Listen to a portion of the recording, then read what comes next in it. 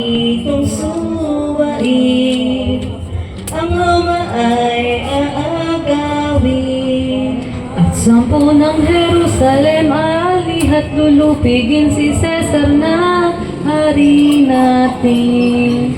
Ito'y laon ng talasas ng Pariseo at Scribas.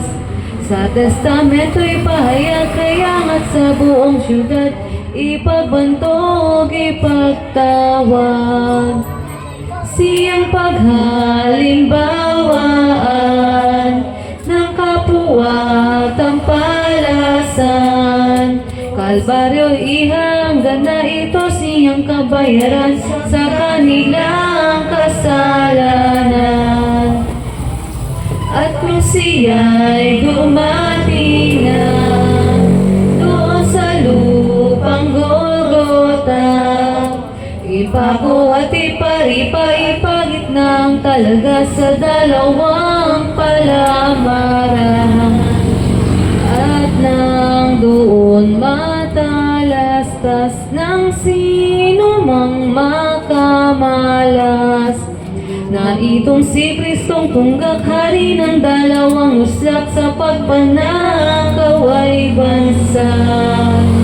Nang mabasa, nang matapos yaong sentensya kay Jesus, at ang mga Pariseo siniatang na ang krus sa lupa'y humihilahod.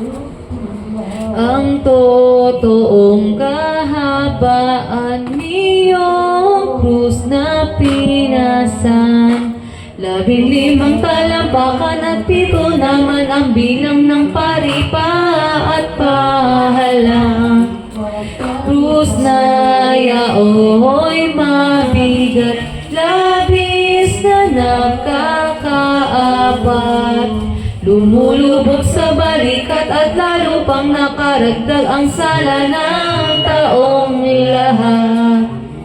Ano pat yaong si Jesus nang maatam at matapos, ay niyakap na ang krus at tinangisang tibobo sa sarili niyang loob.